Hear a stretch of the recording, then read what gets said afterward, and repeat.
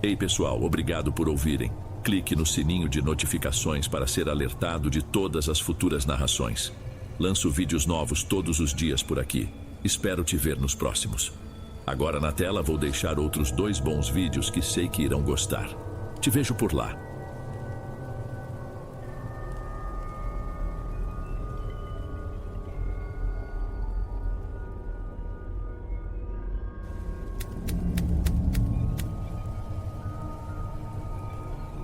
Boa noite, Dom. Meu nome é Manuela, tenho 34 anos e cresci num pedaço de terra encravado no interior, onde o verde das pastagens parece engolir a estrada de terra e o canto do inhambu serve de despertador melhor que qualquer celular.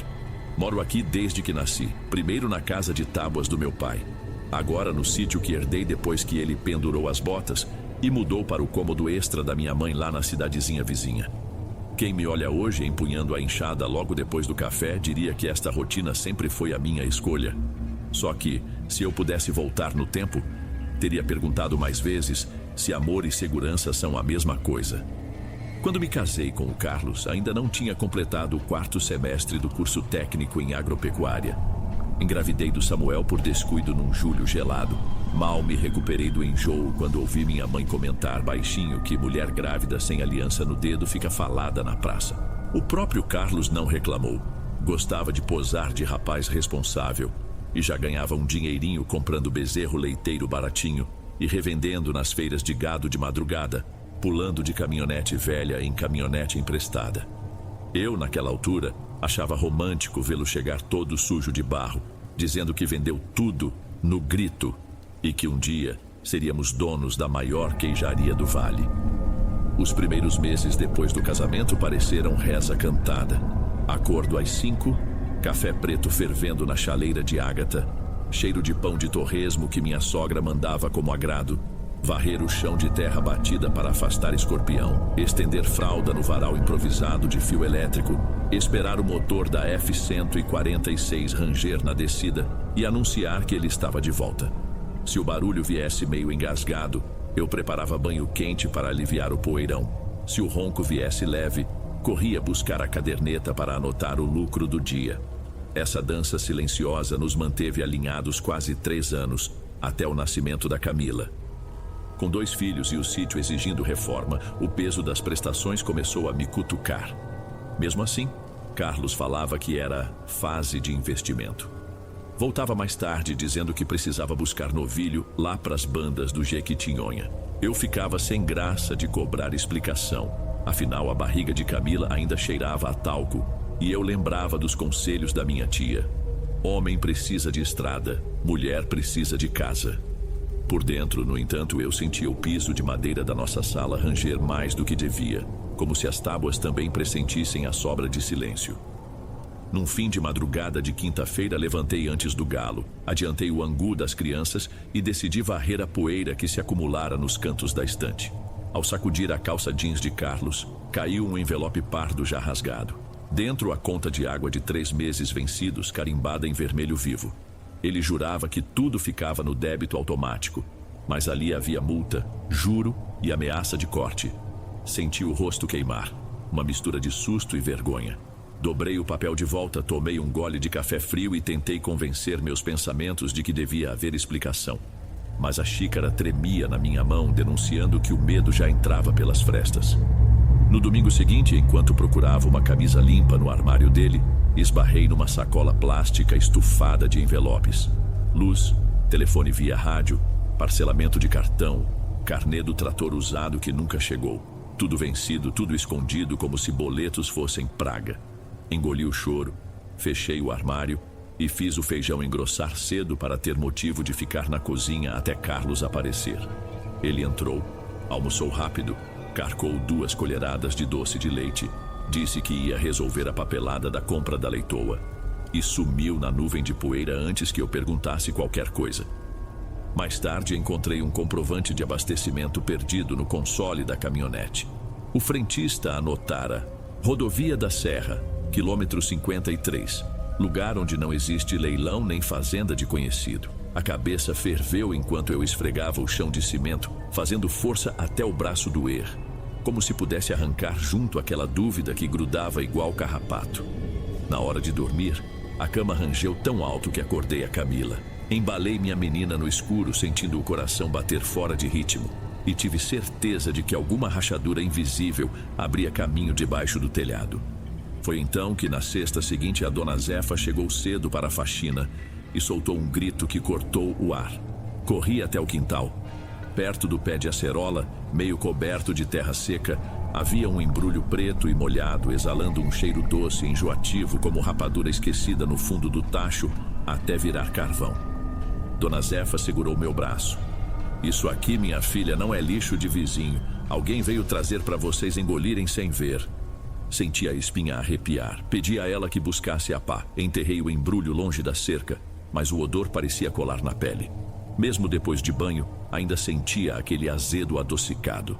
Ao anoitecer, quando Carlos ligou dizendo que precisaria ficar fora o fim de semana inteiro, o cheiro invadiu de novo a cozinha, subiu pelo corredor e grudou no travesseiro dos meninos. Foi nessa hora que entendi. O problema não era só conta atrasada, era alguma coisa que respirava silêncio dentro da nossa casa.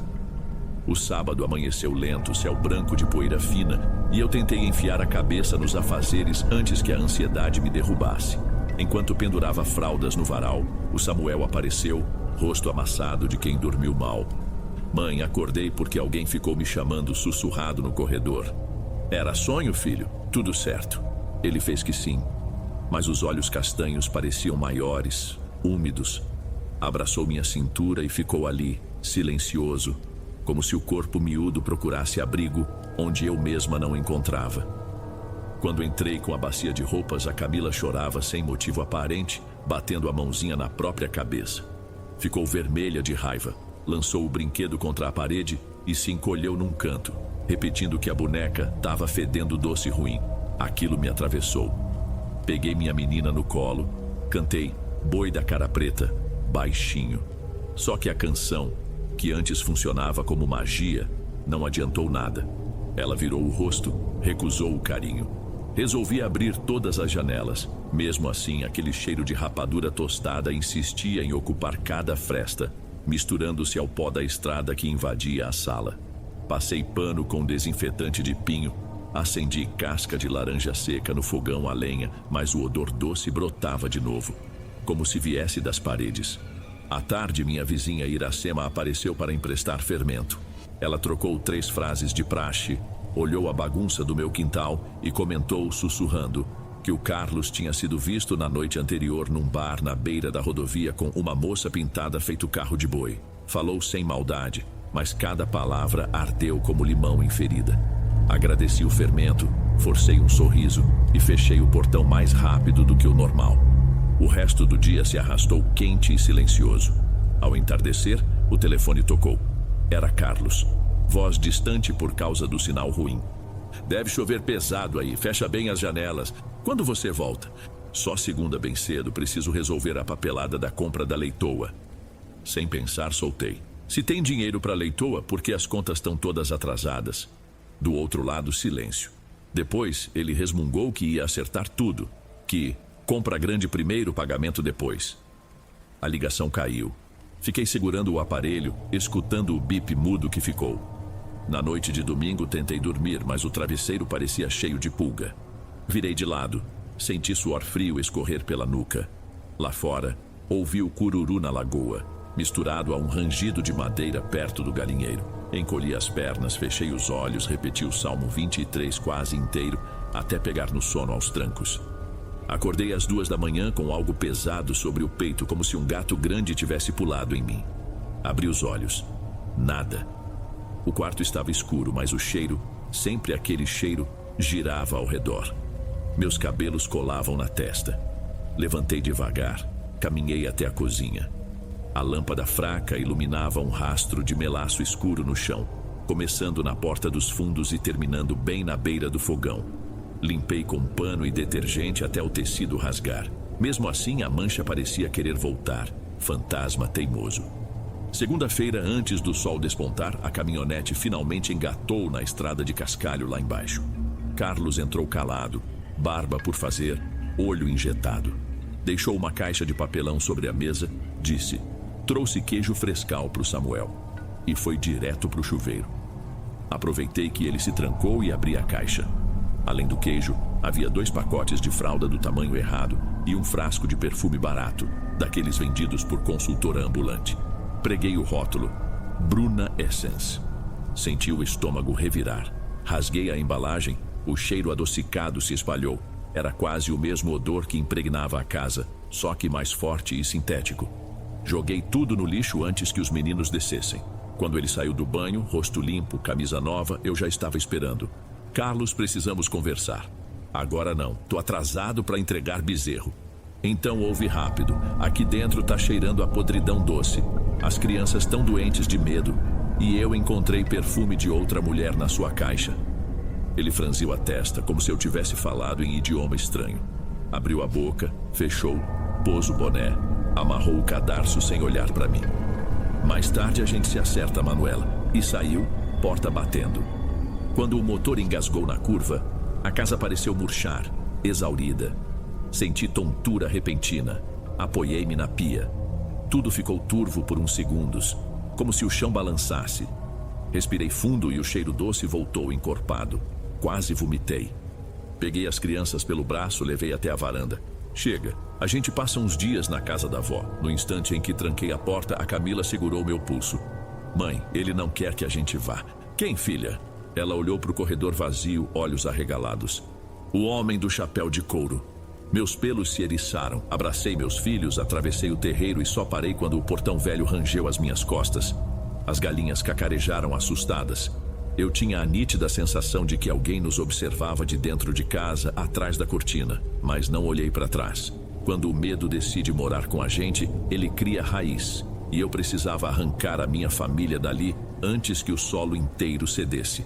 A casa da minha mãe fica num bairro antigo, metade asfalto, metade terra batida, 15 minutos de carro a partir do sítio. Mesmo assim, o trajeto pareceu uma eternidade. Samuel recitava a tabuada baixinho no banco de trás. Camila mordia a manga da blusa.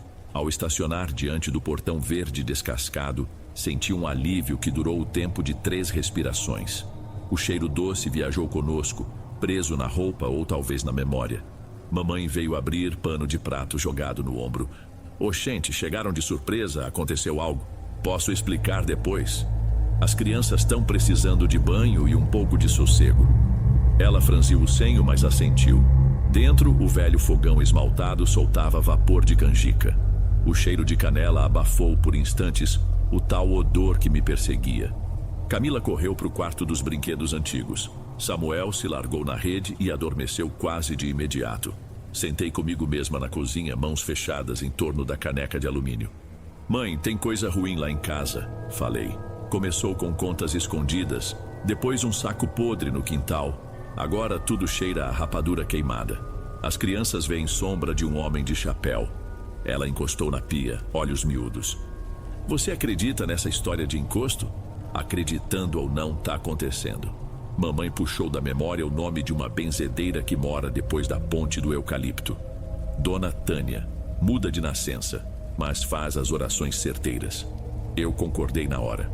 Marcamos de ir na manhã seguinte, cedinho. Noite adentro, tentei dormir na cama de solteiro do quarto da adolescência, mas o colchão estalava e o cheiro, insistente, açucarado, vazava de algum canto. Num dado momento, achei ouvir passos leves no corredor. Levantei, coração martelando, e vi Camila parada à porta, boneca desfiada no braço. Mãe, ele tá no espelho do banheiro. Fui até lá com ela. A lâmpada fraca iluminava azulejo antigo, florzinha cor de chá. O espelho oval parecia embaçado por dentro, como se houvesse fumaça atrás do vidro. Aproximei o rosto. Por um segundo, jurei enxergar um contorno escuro, copa de chapéu larga, ombros muito próximos da superfície. Pisquei e desapareceu. Passei a mão, só frio de vidro. Levei Camila de volta, tapei o espelho com uma toalha, rezei baixinho e voltei à cama, sem pegar no sono o resto da madrugada. Ao raiar, carreguei as crianças no carro da minha mãe. Um Clio miúdo, mais valente. Estrada de chão, cheiro de mato molhado da noite anterior. Dona Tânia morava numa chácara simples, varanda tomada por vasos de arruda e espada de São Jorge. Ela nos recebeu sorrindo com metade dos dentes. Escreveu num caderninho escolar. Não falem alto, mal entende o que se fala. Conduziu-nos a uma peça nos fundos, teto baixo, velas na prateleira, imagem pequenina de Nossa Senhora escondida entre garrafadas. Passou um ramo de alecrim na cabeça de cada criança, depois em mim. O alecrim queimava leve como pimenta onde tocava minha nuca. Escreveu outra vez. Cheiro doce é açúcar queimado de promessa torta. Trabalho feito para amarrar homem e adoçar língua de família. Se a casa se rebela contra a promessa, o doce azeda e pinga em quem mora debaixo do telhado. Mostrou-me um saquinho de algodão cru onde colocou um dente de alho roxo, 3 favas de urucum e um nó de fita azul. Entregou-me. Em seguida, desenhou 7 ondas num papel e assinou com um X banho em rio corrente. Arruda, sal grosso, casca de limão. 7 madrugadas. Reza por dentro. Quando agradeci, ela ergueu o dedo, apontou para Samuel. Meu menino, acordado agora, tremia de leve. Dona Tânia encostou o ramo de alecrim bem no centro do peito dele. Uma vela ao lado estalou forte, cuspindo faísca. O cheiro de rapadura queimou no ar da sala, tão real que fiz força para não tossir. A benzedeira soprou a chama, rabiscou depressa. Ele já viu quem carrega, mas não pegou na alma. Saímos de lá com o pacote de ervas, cabeça zonza e a sensação de carregar chumbo nos bolsos. No caminho de volta, enquanto as jacas maduras explodiam no chão da estrada, perguntei às crianças se estavam bem. Samuel respondeu cansado. Tô leve, mas acho que o homem do chapéu veio atrás. Ele gosta da poeira que levanta do carro. Camila, de olhos fechados, sussurrou. Mãe, o cheiro parou, mas só até a noite. Apertei o volante.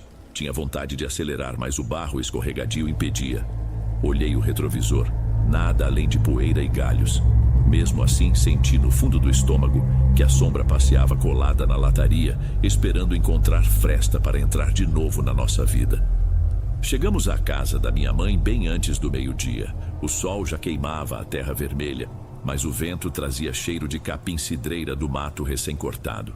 Deixamos as crianças comendo biscoito de polvilho na varanda e fomos, só eu e mamãe, separar tudo para o primeiro banho de limpeza. Ela trouxe sal grosso da despensa, arruda do canteiro e raspou a casca de 3 limões cravo colhidos atrás do galpão.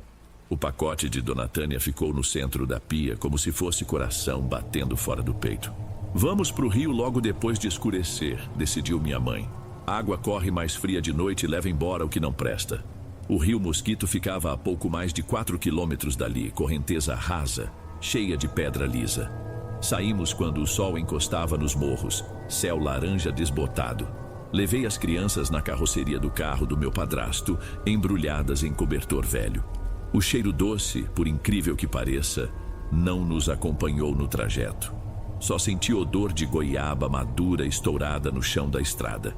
À beira da água, mamãe desenhou cruz de sal no barranco e fez as crianças descalçarem. Cortei a arruda em pedaços, joguei no balde com casca de limão e água do rio. Samuel entrou primeiro. A corrente batia no joelho dele, fazendo redemoinho em volta da canela. Joguei o banho da cabeça aos pés, pedindo em silêncio para que toda a sujeira fosse embora. Ele cerrou os olhos, respirou fundo. Na superfície, pequenos flocos escuros se soltaram dos fios de cabelo e foram levados. Pareciam cinzas, mas não se desfaziam. Camila veio em seguida, tremendo mais de frio do que de medo. Quando derramei a mistura sobre ela, senti a água engrossar entre meus dedos, como se fosse xarope ralo. Um sapo coachou alto na margem, e nesse instante a menina apontou rio acima. Olha, mãe, a uns 10 metros a sombra de um chapéu alargava-se contra a claridade pálida da lua nascente. Não vi corpo nem rosto, só a copa escura pairando como miragem. Pisquei e sumiu, mas o vento trouxe sopro quente, lembrando o melaço de cana queimado. Resistimos a virar as costas. Terminamos o banho, jogamos fora a água usada e voltamos sem falar uma palavra. Em casa, secamos as crianças, colocamos o patuá de fava e alho no pescoço de cada um, como mandado. Enquanto arrumava a rede para Samuel, o telefone tocou. Número desconhecido. Atendi. Manuela. A voz vinha rouca, saturada de estática. Você jogou fora meu presente? Reconheci o timbre de Carlos, mas parecia arranhado, como se falasse por cima de brita. Onde você está? Na estrada, e tô tentando achar vocês, mas o cheiro não larga. A ligação caiu. No visor, horário, 23 horas em ponto. Senti o coração acelerar, mas engoli o pânico. Fechei todas as janelas, travei o portão, deixei uma lamparina acesa na cozinha. Pouco depois da meia-noite, os cachorros da vizinhança começaram a latir descontrolados. Minha mãe espiou pela fresta da cortina. "É teu marido." Carlos cambaleava diante do portão verde, camisa aberta, peito suado. Mesmo a 5 metros, senti o cheiro agridoce pior que antes. Manchas escuras grudavam na pele dele como piche. Ele batia na lataria do carro, murmurando palavras desconexas. Abri só a portinhola. "Carlos, vai embora, estamos protegidos." Minha voz saiu firme, embora as pernas tremessem. Ele ergueu a cabeça, os olhos pareciam vidrados, pupila dilatada, feito gente que viu clarão de solda. Ela disse que enquanto eu não trouxer os meninos, a dívida não fecha. "Que mulher, Carlos? Onde você se meteu?" Perguntei, mesmo sabendo a resposta. Ele estendeu as mãos, dedos cobertos de melaço escuro, cola brilhando à luz do poste. Caminhou 3 passos, tropeçou e caiu de joelhos. "Devolve minha vida, Manuela, devolve, por favor." Minha mãe ligou para meu sogro sem hesitar. Eles chegaram quase 1 hora depois, trouxeram 2 peões para ajudar a erguer Carlos desfalecido. O cheiro doce diminuiu assim que o colocaram na caminhonete. Minha sogra me lançou olhar cortante. "Você devia acompanhar o seu marido." "Eu tô onde meus filhos ficam seguros", respondi, tentando não tremer. Quando o carro dele sumiu, o silêncio pareceu estranho, o ar incrivelmente leve. A lamparina queimava estável, sem tremular. Ainda faltavam 6 madrugadas de banho no rio, mas naquela noite, Samuel dormiu sem acordar chorando, e Camila não tapou os espelhos da casa. Mesmo assim, eu e mamãe velamos o corredor em revezamento. A cada rangido de tábua, eu apertava o patuá no peito, lembrando a sombra no espelho, a voz no telefone, o chapéu sobre a água. De madrugada, tive um sonho rápido. Eu corria num canavial em chamas, o cheiro de rapadura queimando forte demais. Atrás, passos pesados arrastavam corrente. Acordei suada, mas pela primeira vez, sem sentir o doce no ar. Talvez o rio tivesse levado parte do peso. Talvez a dívida só estivesse sendo renegociada. Sussurrei uma prece curta: "Livrai-nos de todo mal." E esperei o canto do Inhambu anunciar mais um dia de luta.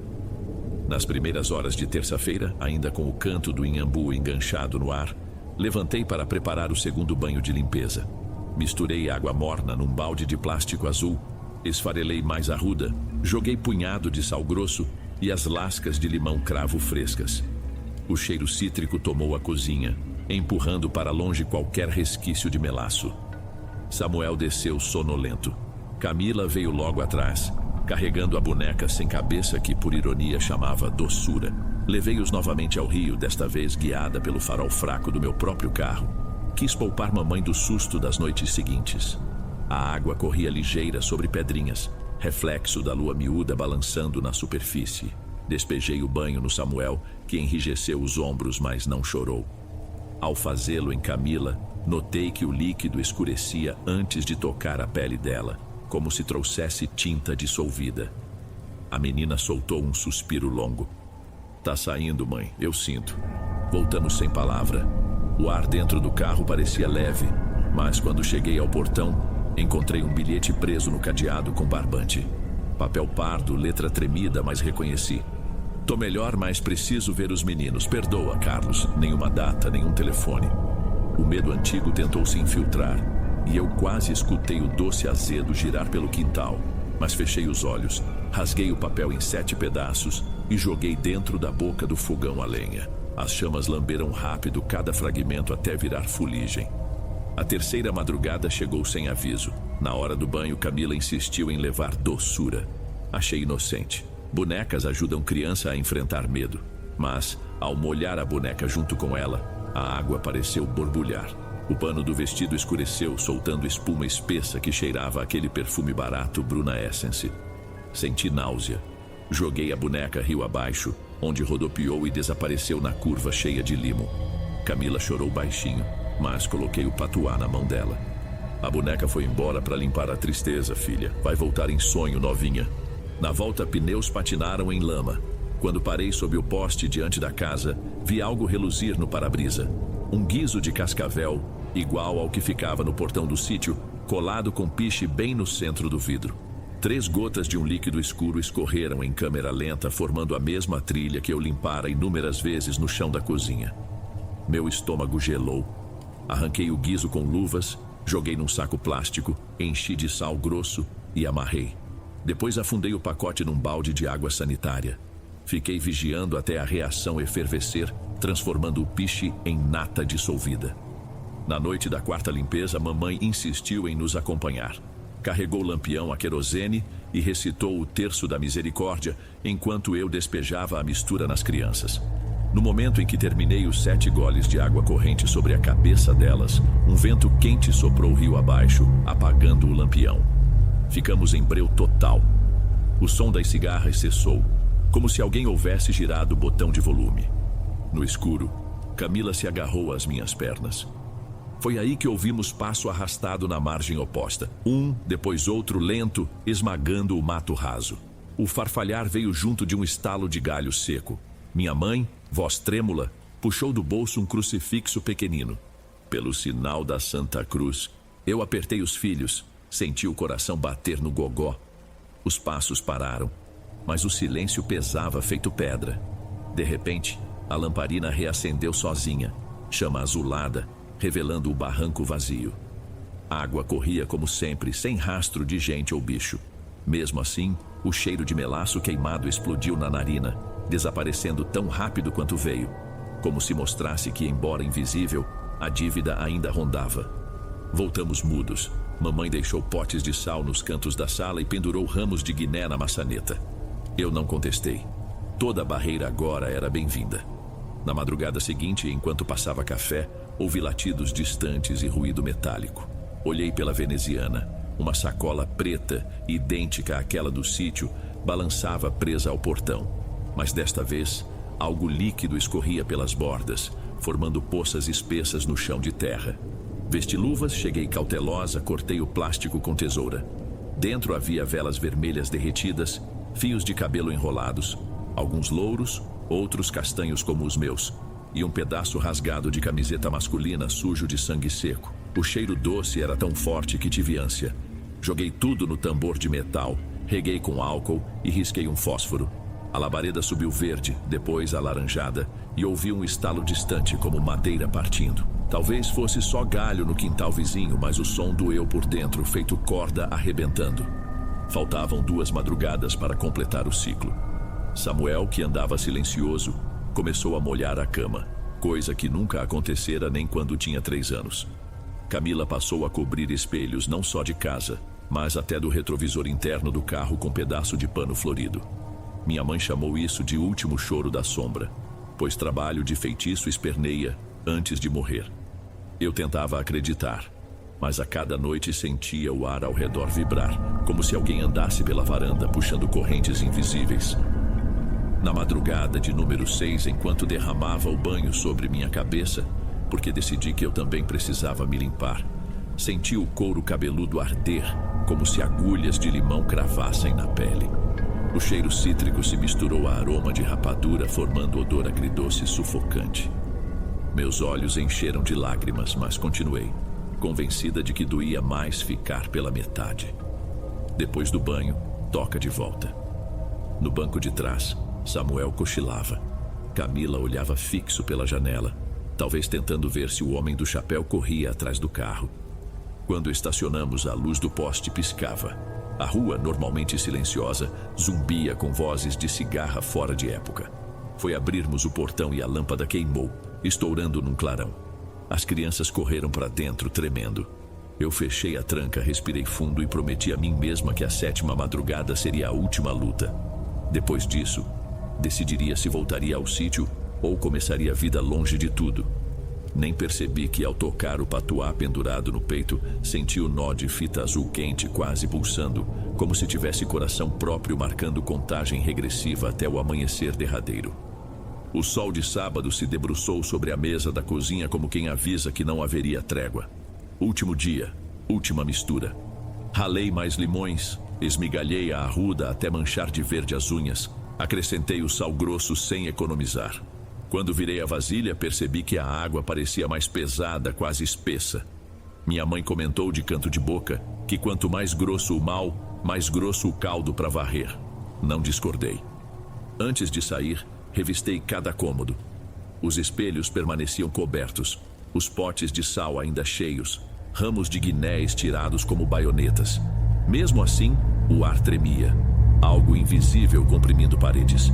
Samuel amarrava o cadarço quando balbuciou: "Se a gente não voltar, a casa desaba." Engoli seco. "Se a gente não voltar é porque encontramos lugar melhor", respondi, tentando parecer firme.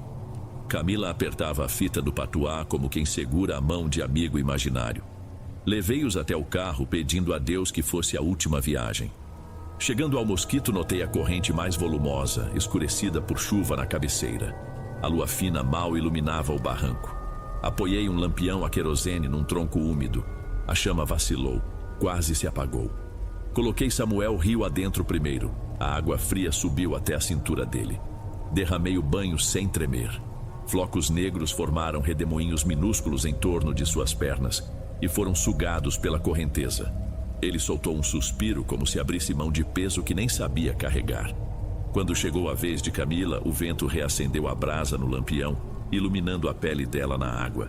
Joguei a mistura começando pelos ombros. A garota estremeceu e no instante em que a última gota escorreu, um estouro ecoou rio acima como bambu seco partindo. O lampião se apagou de vez. O breu ficou tão espesso que parecia sólido. Segurei a menina, o coração disparado. De algum ponto da margem ouvi passos lentos, cadenciados, esmagando gravetos. Vinha também um arrastar metálico, som de corrente ou ferrugem raspando pedra. Achei reconhecer respiração pesada, arfante, mesclada a cheiro doce, mais forte que nunca, que descia a bater no meu estômago. Abracei meus filhos, recuei, tateando até sentir o cascalho sob a sola. Foi quando uma voz baixa, rouca, sussurrou bem perto da água: "Acabou o açúcar, mas a conta segue aberta." Não sei dizer se era voz de homem ou mulher, mas o timbre pareceu roçar meu ouvido. Minha mãe, mesmo cega na escuridão, ergueu o crucifixo e começou o Pai Nosso em latim que aprendera com a avó. Senti as palavras vibrarem no ar e o cheiro de rapadura carbonizada mudou, agora cheiro de cinza fria. Um segundo depois, o vento soprou forte das copas do eucalipto, apagando totalmente qualquer ruído de passo. Ficamos parados, só ouvindo água correndo e coração batendo. Acendi um fósforo trêmulo, nada na margem oposta, a não ser sombra dos arbustos tombados. Voltei correndo ao carro, joguei as crianças no banco traseiro, bati a porta com força. Minha mãe entrou ofegante. O motor engasgou 2 vezes, pegou. No retrovisor, juro ter visto a copa de um chapéu largo emergir atrás das taquaras, mas não havia corpo que o sustentasse. A silhueta balançou, dissolveu-se em fumaça escura que subiu com o vento. No caminho de volta, Camila dormiu profundamente, a cabeça tombada. Samuel olhava pela janela, como quem busca algo que ficou para trás, mas não disse palavra. Dentro do carro, não havia nenhum perfume almiscarado, só cheiro de limão e querosene do lampião apagado. Quando entramos na rua, o poste queimado estava aceso, luz forte como se nunca tivesse falhado. Abri o portão devagar. O quintal cheirava a terra úmida, nenhum rastro de melaço. Pousei o balde vazio na varanda. Parecia comum, mas notei que o patuá no meu pescoço estava frio, quase gelado. E o nozinho de fita azul tinha perdido a cor, agora cinza claro, desbotado. Dei banho quente nas crianças, botei-as na rede grande da sala. Dormiram sem protesto. Eu e minha mãe ficamos na cozinha bebendo café ralo. Nenhuma porta bateu. Nenhum objeto caiu. O relógio carrilhão marcava 2 horas quando finalmente pisquei sem medo. Antes de me recolher, fui ao quintal para ver se o ar ainda tremia. O céu estrelado parecia firme. Então, algo brilhou perto do pé de maracujá. Pedaço de vidro, talvez resto de lâmpada estourada. Abaixei, peguei. Era caco da antiga garrafa de melaço que Carlos gostava de comprar na beira da estrada. Atrás do vidro, uma fileira de formigas carregava grãos de sal grosso rumo ao formigueiro. Senti a garganta estranha, nem alívio nem tristeza, apenas cansaço grande. Antes de entrar, confessei em voz baixa ao escuro: "Se a conta está mesmo aberta, vai ter de me achar em outro endereço." porque já não havia plano de voltar ao sítio. O fogo que eu mesma acendi para salvar minha família também queimara a ponte para aquela vida. E enquanto eu tivesse força para mover um único tijolo, reconstruiria tudo longe do cheiro doce que quase nos matou. 3 semanas depois da última ida ao Mosquito, eu já estava alojada numa casinha geminada no centro de um distrito vizinho. Aluguei por mês, pintura ocre descascada, quintal curtinho, porém sem memórias de poeira vermelha nem barulho de caminhonete na madrugada. Minha mãe ficou mais 2 dias para me ajudar a desencaixotar panelas e instalar varal novo. Depois voltou para o bairro dela, levando a sensação de que finalmente cada uma cuidaria do próprio sossego. Arrumei emprego extra fazendo bolos de fubá com goiabada para o mercadinho da esquina. O dono, seu Nivaldo, me passou confiança. Pago semanal, sem conversa fiada. As manhãs começaram a cheirar a café coado e açúcar queimado de forma boa, não daquela que embrulhava o estômago. Quando as crianças saíam para a escola, eu me pegava sorrindo por lembrar que agora o registro de presença era digital e não dependia de caderneta mofada. Samuel se adaptou rápido, ganhou um amigo chamado Henrique que colecionava figurinhas de dinossauro. Camila, ainda receosa, andava com um lenço floral no bolso. Falou que o lenço funcionava como teto portátil, caso algum espelho abrisse porta onde não devia.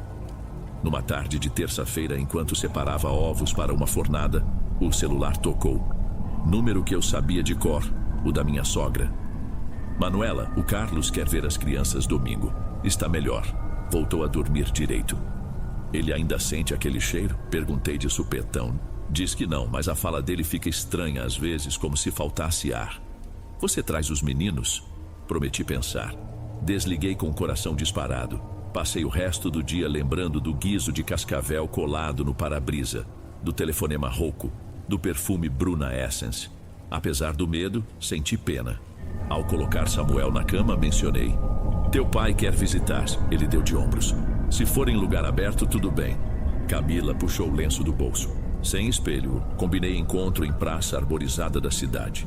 Domingo cedo, levei pastel de queijo enrolado em guardanapo e me sentei num banco sob ipê roxo ainda sem flor.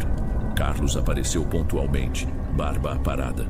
Trazia sacola com livros de colorir, um carrinho de metal para Samuel. Quando se aproximou, o cheiro conhecido não veio. Tinha outro, de talco barato, quase neutro. Ele ajoelhou diante dos filhos, a voz rouca, porém suave. Desculpa sumir, meus amores, tô lutando para ficar bom. Quem o visse assim não imaginaria a cena do Portão Verde. Mesmo assim, algo no fundo do olho dele permanecia vazio, como janela fechada à força. Conversamos 20 minutos sobre notas escolares e o preço do leite. Nenhuma palavra sobre dívidas nem sobre a mulher do vestido estampado. Ao nos despedir, Carlos olhou para mim. Nunca mais senti vontade de voltar para casa antiga. Acho que ela ficou oca. Melhor para todo mundo, respondi. Ele segurou minha mão, rápida, leve. Notei marca fina na pele do pulso, cicatriz de corrente ou corda. Não perguntei origem. Voltei com as crianças pela Avenida Larga. Ao dobrar a esquina do condomínio simples onde moro, encontrei uma caixinha de papelão sobre a soleira. Sem remetente. Dentro, um pedaço de fita azul, poída, manchada de marrom. O coração gelou. Desta vez não havia perfume adocicado, porém, senti o medo antigo apertar a garganta. Corri até o fogão a gás, risquei fósforo. Quando a chama começou a lamber a fitinha, ouvi estalo seco atrás de mim. Virei. Camila na porta, olhos arregalados. Mãe, escuta! Silêncio absoluto, nem buzina distante. Deixei o fogo consumir tecido, joguei a cinza no ralo com água corrente. Só depois notei que o lenço floral de Camila estava dobrado no bolso dela, limpo. Parecia símbolo de que o teto portátil bastava. Naquela noite, Samuel acordou uma única vez para beber água. Disse que sonhou com um rio largo, sem ponte, correndo rápido. No sonho, ele soltava a mão de um homem sem rosto, que afundava levando o chapéu velho. Perguntou se estava tudo bem. Está, meu filho. O rio levou o que não cabia mais. Ele voltou a dormir. Eu fiquei olhando a lua fina pela janela da cozinha, escutando o motor de um caminhão ao longe. O ar cheirava a massa de bolo assando, nada mais. Pela primeira vez tive certeza de que se algum dia a dívida quisesse reabrir, teria de buscar outro endereço, outra história, porque nesta casa não havia espelho para porta nenhuma. Fechei a janela, soprei a vela do balcão e deixei a noite finalmente se acomodar no seu lugar. Os dias seguintes passaram em ritmo de fogão ligado. Acordar antes da claridade, bater manteiga com açúcar, acrescentar fubá, polvilho, rasgar goiabada em tiras e espalhar nas assadeiras. O barulho das crianças escovando os dentes virou meu relógio e o cheiro de massa no forno, meu calendário. Num caderno velho de capa azul, curiosamente a mesma cor da fita que insisti em destruir, comecei a anotar cada encomenda, cada real que entrava, cada pacote de fermento aberto. Vida contável, mensurável, sem espaço para sobrenatural entre as linhas. Numa quarta-feira preguiçosa, Camila voltou da escola radiante. A professora elogiara sua redação sobre lugares seguros. Ela desenhara um rio largo, pedras lisas na margem e no centro, um barco pequeno com 2 bancos. No primeiro banco, ela mesma. No segundo, um espaço vazio. Reservei para o papai caso ele melhore de vez, explicou. Samuel, ao contrário, mostrou o boletim morno. Matemática boa, português capenga. Sentamos juntos para revisar a acentuação. Em uma frase, ele escrevera chapéu, com acento grave. Quando corrigi, comentou sem olhar. Chapéu é mesmo palavra torta, cabe muita coisa debaixo dele. Engoli o comentário, desconverti em piada boba e seguimos. À noite, arrumei as crianças e me permiti ligar a velha televisão de tubo que o dono anterior deixara. Pouco sinal, chiados, mas a novela servia de ruído confortável. Fui lavar a louça. Ao voltar, a imagem travara num quadro estranho. Uma mulher de costas, chapéu largo de palha, segurando fita azul entre dedos finos. Desliguei na hora, culpei a antena. No sábado, seu Nivaldo comentou que 2 fregueses elogiavam meu bolo porque tinha gosto de doce antigo. Fiquei contente até ele acrescentar, rindo. Um deles até disse que lembrava rapadura caramelizada, só que mais suave. O sangue gelou. Disfarcei com um sorriso. Saí, atravessei a rua, entrei na farmácia só para gastar 10 minutos longe daquele elogio. Quando voltei, notei papel amarelado dobrado no bolso do avental. O bolso estivera vazio minutos antes. Abri. Prestação em aberto. Quitação depende de lembrança. Sem assinatura. Joguei no primeiro cesto público, mas a sensação de formigamento subiu pelas costas. À noite, depois do jantar, Camila pediu que eu contasse história de assombração. Ironia de infância que não entende cicatriz. Inventei fantasma camarada que vivia em armário de vassouras. Ela riu, satisfeita, e foi dormir. Eu fiquei na cozinha, luz baixa, tampas das panelas tilintando com vento. Resolvi limpar o fogão. Ao erguer a chapa de ferro, encontrei minúscula conta de papel, cortada como recibo, só com números. 12, 24, 48. Na borda, respingo de melaço endurecido. Joguei-a na pia e esfreguei com esponja de aço até a tinta sair, mas a água escorreu marrom pelo ralo.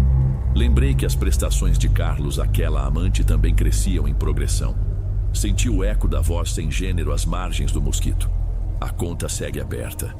Subi as escadas, 2 lances, e parei diante do espelho do corredor, ainda coberto por lenço floral. Samuel passara a aceitar o espelho tapado. Camila também. Eu, não. Resolvi puxar o lenço, só um palmo. O vidro devolveu meu rosto cansado, testa úmida, olhos vermelhos de detergente. Atrás de mim, nada. Até que o reflexo distorceu levemente como gordura tremendo na frigideira. A copa de um chapéu emergiu, preto, mas sem corpo. Só a aba larga tocando a moldura do espelho. Dei passo atrás, puxei o lenço e deixei cair sobre o vidro. Toquei o tecido, quente, pulsando, como febre. Na madrugada, acordei com farfalho de papel. A luz do corredor, que eu deixava acesa para os meninos, parecia filtrada por algo azulado. Levantei devagar, coração pulando. Sobre a mesinha do corredor descansava meu caderno de encomendas aberto na última página. À direita, entre rabiscos de receita, alguém escrevera, com caligrafia irregular, mensagem curta. A lembrança adoça, a dívida vive. As palavras vinham recobertas de granulado de açúcar escuro, que grudava feito areia molhada. Fechei o caderno, abri a janela para ventilar. O ar noturno estava frio, inodoro. Nenhum sinal de rapadura queimada. Mesmo assim, o recado pesava. Domingo, depois do almoço, peguei o carro e segui até o sítio antigo, sozinha. Precisava saber se o fantasma da dívida vivia lá ou me seguira. A porteira encontrava-se escancarada, mato alto na entrada, janela quebrada no quarto. A cozinha cheirava a madeira molhada, não a melaço. Sobre o balcão, a antiga garrafa de rapadura partida em 2. Dentro, nenhum líquido, só pó branco. Podia ser açúcar, podia ser sal. No chão, vi pedaço de fita azul ressecado, quebradiço como fios de barbante. Toquei. Virou pó na ponta dos meus dedos. E naquele instante, compreendi que a casa estava oca mesmo, como Carlos dissera. Mas não vazia de madeira, vazia de memória fresca. O mal sobrevivia de lembrança. Se não alimentássemos, secaria feito goteira no verão. Voltei antes da hora dourada.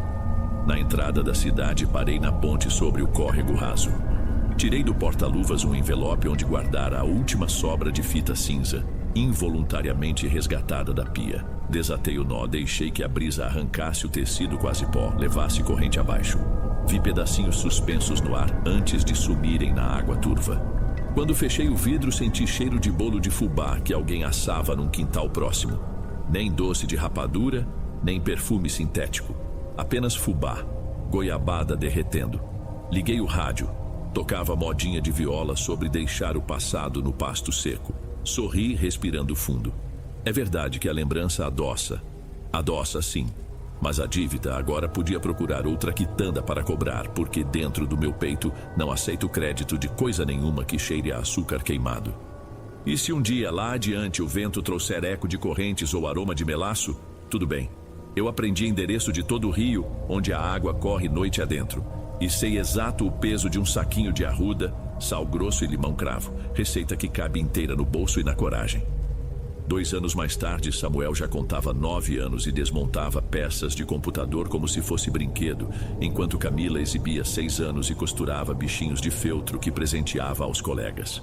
Eu seguia com meus bolos e agora biscoitos amanteigados feitos de rapadura tostada devagar. Mesma lembrança transformada em sustento. Vida em compasso novo, sem cheiro doce nas frestas, apenas aroma de massa assando e coragem esfriando sobre a mesa.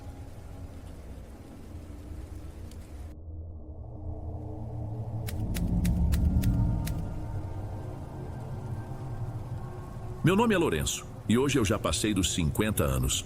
Se eu tô te contando essa história, Dom, é porque ela tá entalada aqui no peito há tempo demais. E uma hora a gente precisa botar pra fora, nem que seja pra entender o tamanho do estrago. A vida que eu conheci desde menino foi aqui, na roça, no interior de Minas. Uma daquelas vidas que o tempo parece que corre mais devagar, sabe? Meu pai era um homem seco, de pouca prosa. A gente conversava mais com o olhar do que com a boca. Ele não era um homem mau. Nunca levantou a mão pra gente, mas também nunca deu um abraço. O afeto dele era o feijão no prato, a lenha cortada para não deixar o fogo do fogão apagar. Era o jeito dele de dizer que amava. Minha mãe era igual.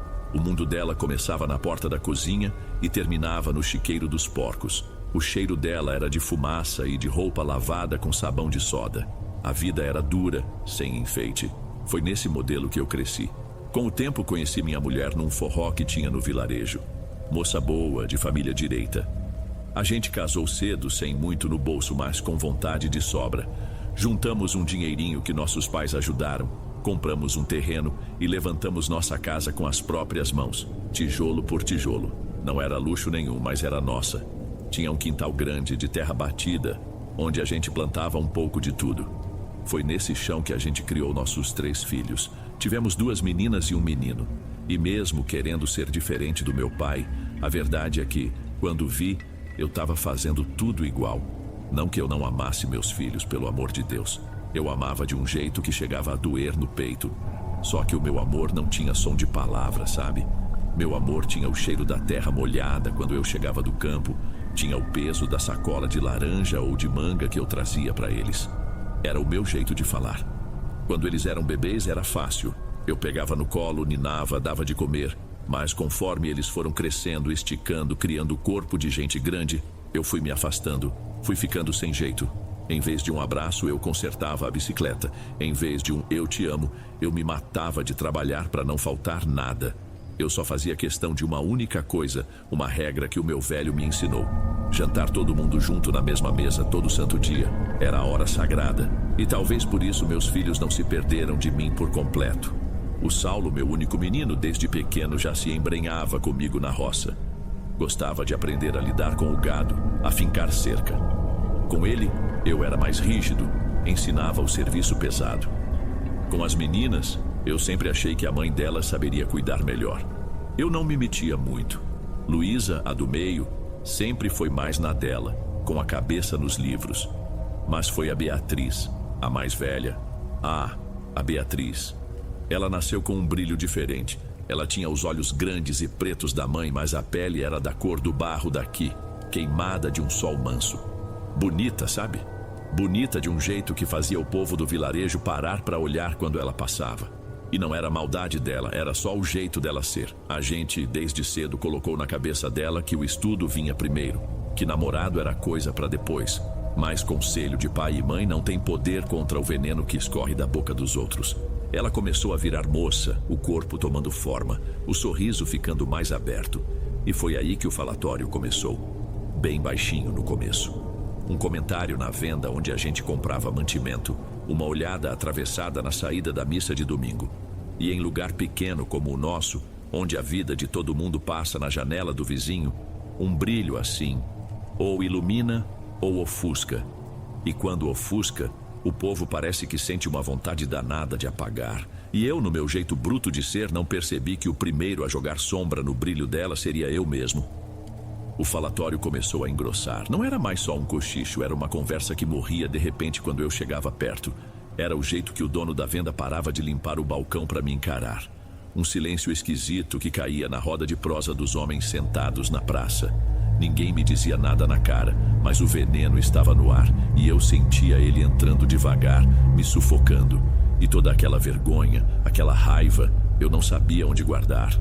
Acabava virando contra a única pessoa que eu devia proteger. Eu chegava em casa e via a Beatriz rindo com a mãe na cozinha e aquilo me azedava por dentro. Eu tentava falar com ela, dar um conselho, mas as palavras saíam tortas, cheias de ponta. Em vez de minha filha, tome cuidado com o povo, saía um, você tá dando motivo, Beatriz? E eu via o brilho nos olhos dela diminuir um pouquinho a cada dia. Eu via o medo crescendo ali, medo de mim. E em vez de recuar, eu fincava o pé ainda mais fundo, cego de orgulho ferido. Eu achava que estava cuidando da honra da nossa família, mas na verdade, eu estava envenenando a minha própria casa. A gota d'água foi numa tarde de sábado. Me chamaram para um churrasco na beira do rio, coisa de homem.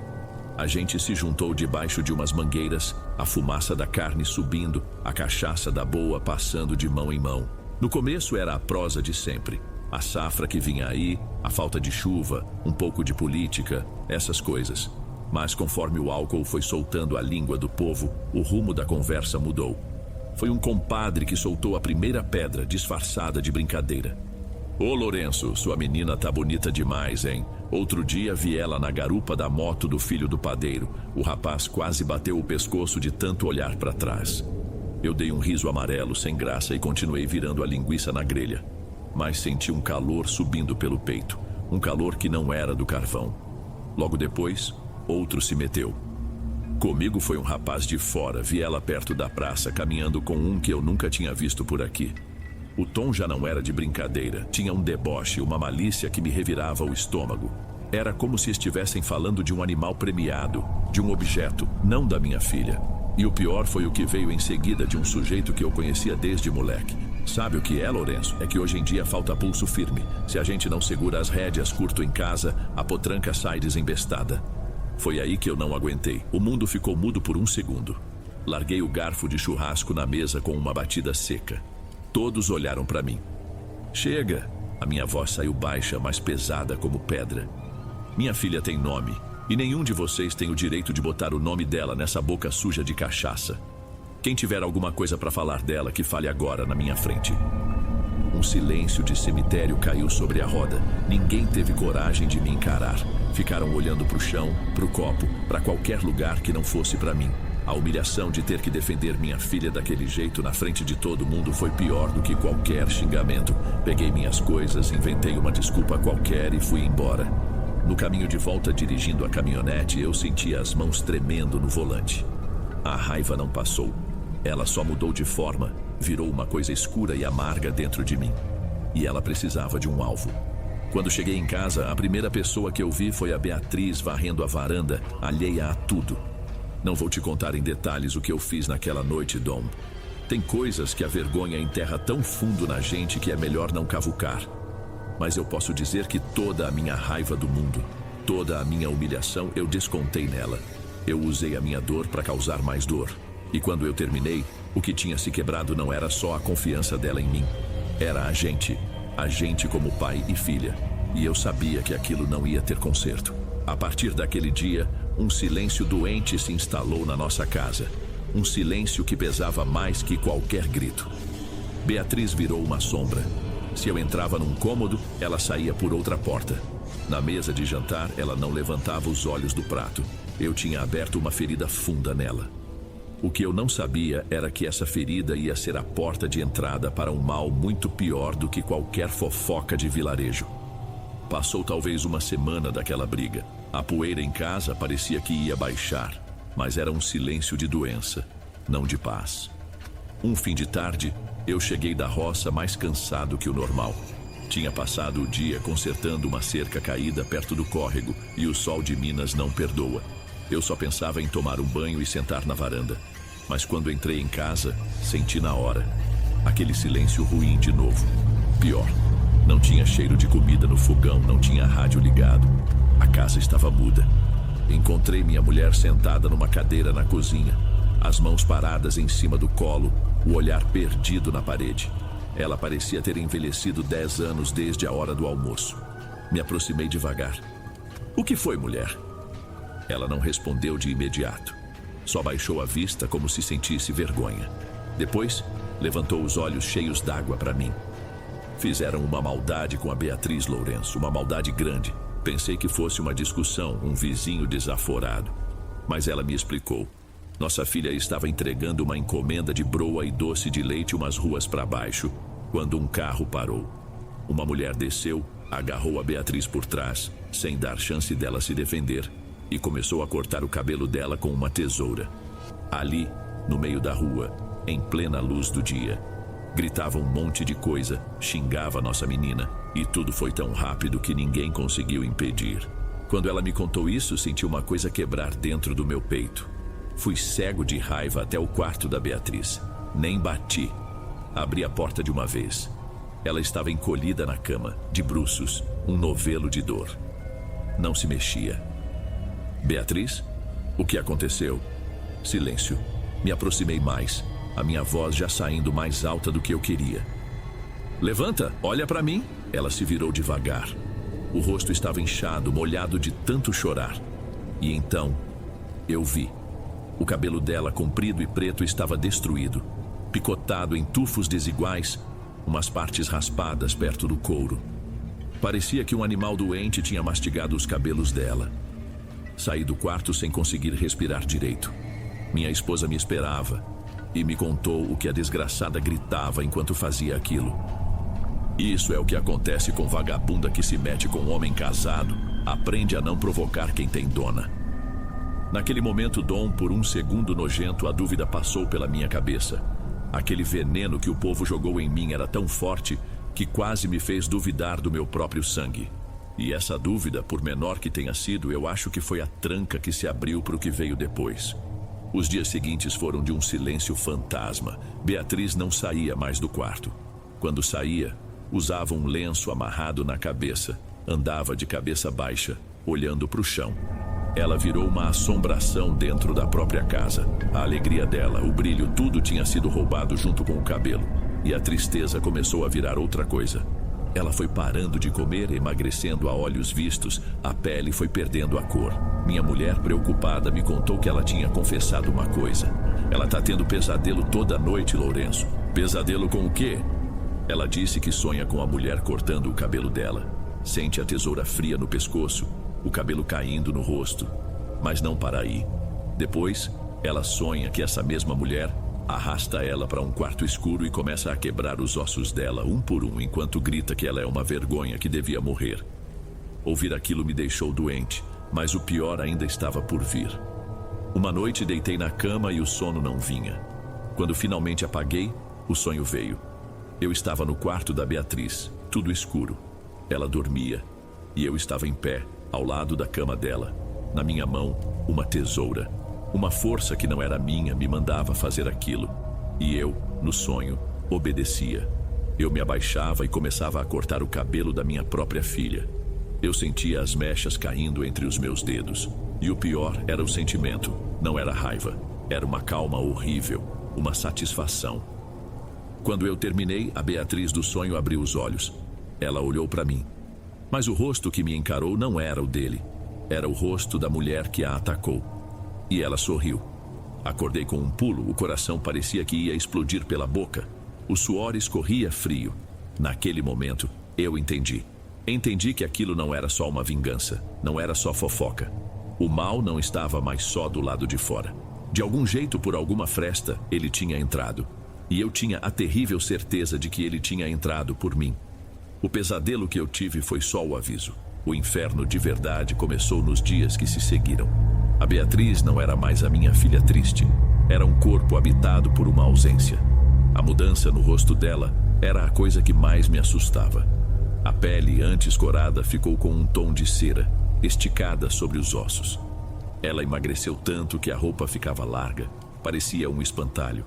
E os olhos, às vezes, ela olhava na nossa direção, mas não via a gente. O olhar dela atravessava a gente como se fôssemos feitos de vidro, como se ela estivesse enxergando outra coisa, um outro lugar, bem atrás de nós. Ela começou a ter uns comportamentos que arrepiavam a gente. Passava horas sentada no canto mais escuro da sala, abraçando os próprios joelhos, murmurando coisas que não dava para entender. Eram palavras soltas, sem sentido. Outras vezes, ela se movia pela casa de um jeito estranho, arrastado, com o pescoço duro, como um bicho desconfiado. O Saulo, meu filho, foi o primeiro a se apavorar de verdade.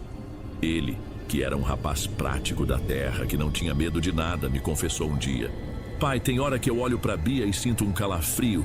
Ela me encara de um jeito... Não é ela. É como se tivesse outra pessoa ali dentro, olhando por uma janela, e essa pessoa me odeia. Eu ouvi aquilo calado porque eu sentia a mesma coisa. O medo já era um morador da nossa casa. Ele sentava com a gente na mesa, dormia nos nossos quartos. A gente só não tinha coragem de admitir. Fingíamos que era doença, que era tristeza que ia passar, mas a gente sabia que não ia. A pior cena, a que quebrou de vez qualquer esperança de que aquilo fosse normal, aconteceu numa noite, na hora do jantar. Minha esposa tinha feito arroz com feijão fresquinho, angu e couve refogada. Ela fez um esforço para montar o prato da Beatriz na esperança que ela comesse alguma coisa. Sentamos à mesa naquela mudez de sempre, mas a Beatriz não tocou no garfo. Ela começou a pegar a comida com as mãos. No começo, a gente não falou nada, mas aí ela começou a comer com um desespero animal, enfiando o arroz e o feijão na boca como se não comesse há dias, como se tivesse medo que alguém fosse roubar a comida dela. O angu estava quente e ela queimou a boca, mas em vez de parar, ela começou a chorar. Um choro que não era de dor, era de outra coisa, de bicho. E com as mãos sujas de comida, ela esfregava o próprio rosto, lambuzava o pescoço, o cabelo que começava a crescer.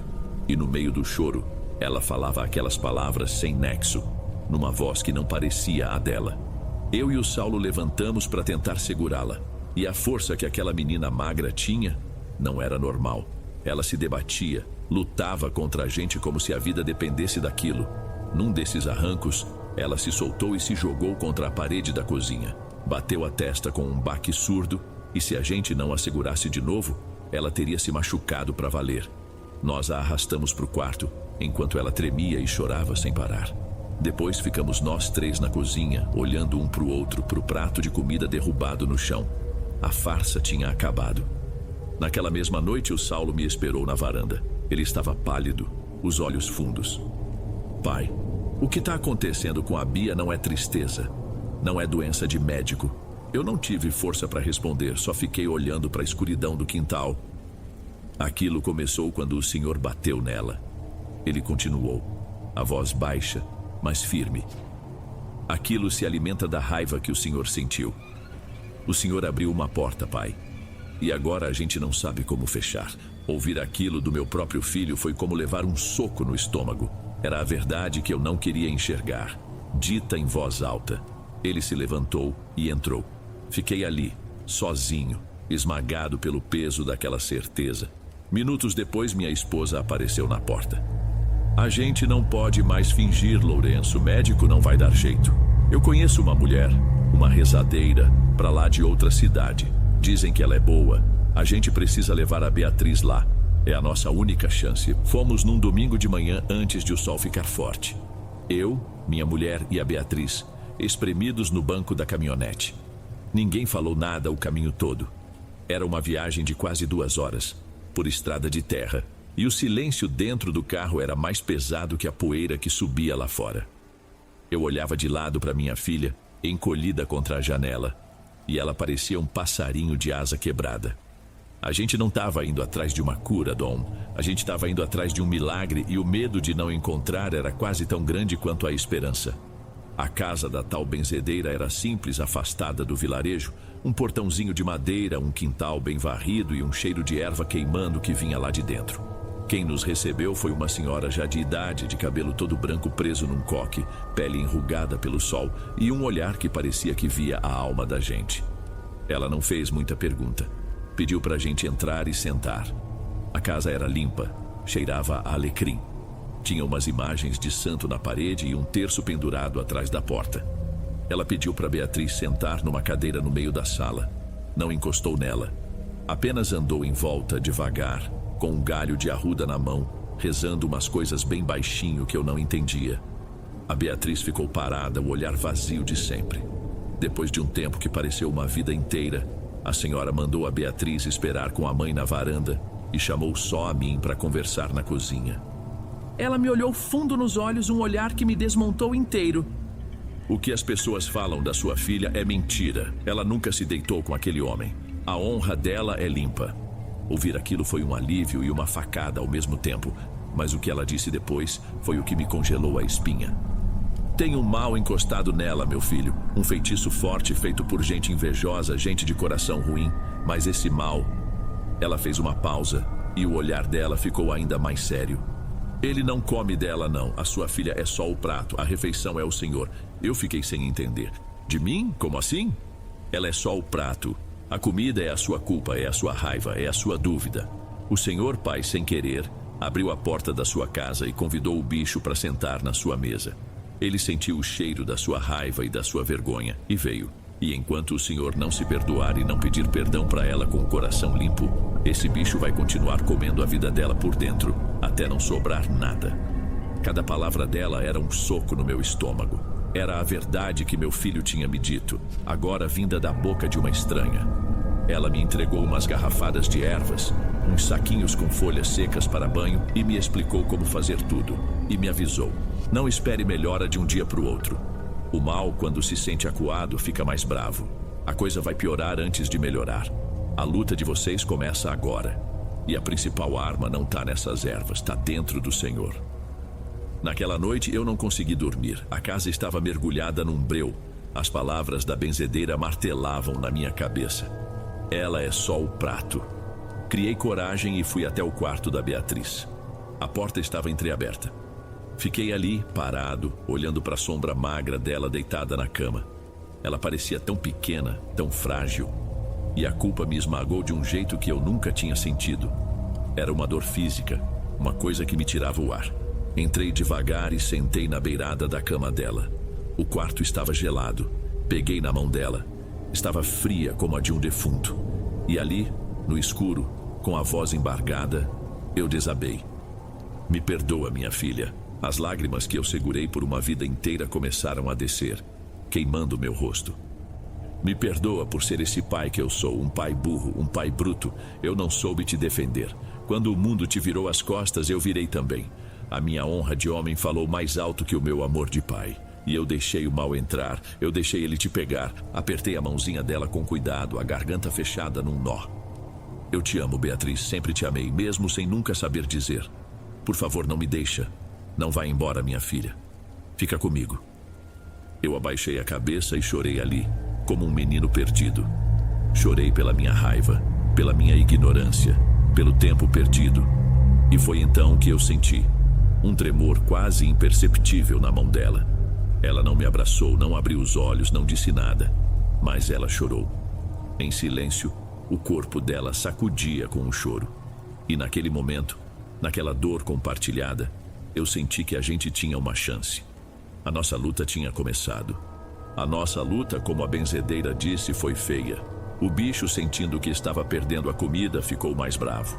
Nos dias que se seguiram àquela noite no quarto, a Beatriz piorou de um jeito assustador. O cabelo dela, que já estava ralo, começou a cair em tufos. A gente encontrava mechas no travesseiro, no chão do banheiro, na roupa dela. Era uma coisa dolorosa de se ver. Chegou num ponto que minha mulher, com os olhos cheios de lágrimas, tomou uma decisão. Com cuidado e com a mão tremendo, ela raspou a cabeça da nossa filha. Não foi por maldade, foi por misericórdia. Era menos cruel do que ver aqueles buracos se abrindo no couro cabeludo dela. A Beatriz não reagiu, só ficou parada, quieta, como se já não tivesse mais força nem para sofrer. Eu me sentia um inútil. Eu fazia as minhas orações, acendia a vela, pedia a Deus com toda a fé que eu tinha. Mas por dentro, eu sentia uma raiva que me cegava. Uma vontade de ir até a casa daquele casal e fazer eles pagarem com as próprias mãos. Mas aí eu me lembrava das palavras da velha senhora. A vingança, o ódio, era disso que o mal se aproveitava. E eu entendi que a minha parte na luta era outra. Era ficar ali. Era engolir o veneno da minha raiva e oferecer o único antídoto que eu tinha, a minha presença. Era sentar ao lado da cama dela todo dia e esperar. Não foi de um dia para o outro. Não foi em semanas nem em meses. A recuperação da Beatriz foi lenta, quase imperceptível. Levou quase 2 anos. 2 anos de uma paciência que eu não sabia que eu tinha. Primeiro foram os olhos. Um dia ela parou de olhar só para o chão e levantou a vista na minha direção. Não disse nada, mas me viu ali.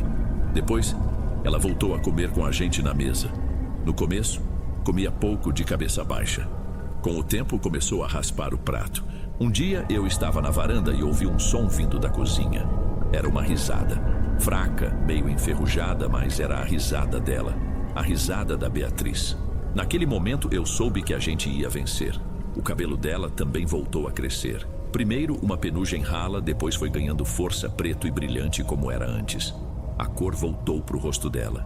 E a gente teve a nossa filha de volta pedaço por pedaço. E cada pedaço que voltava era como se a alma voltasse para o meu corpo.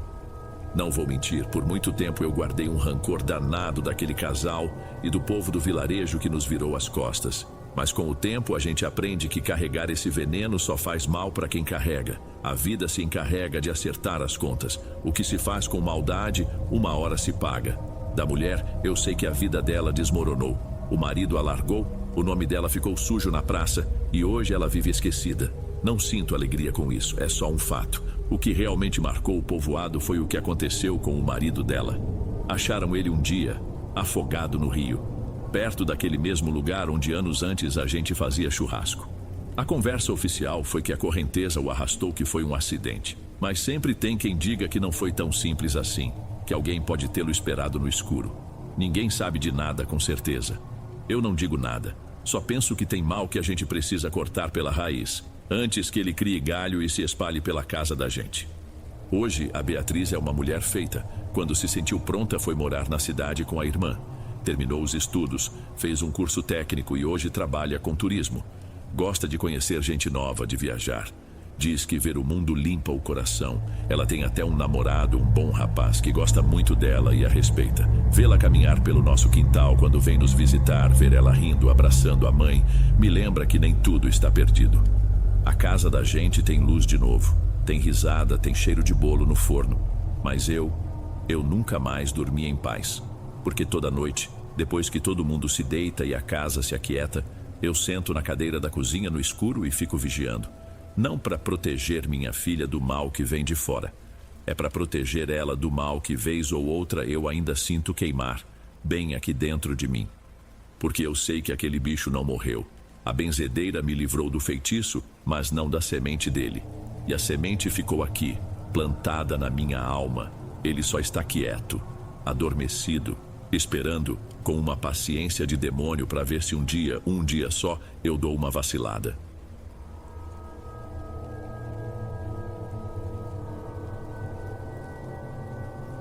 Antes de irmos para o último relato, se ainda estiver por aqui, comente o horário que está assistindo. Gosto de saber quem assiste os relatos até o final. Bem, vamos continuar.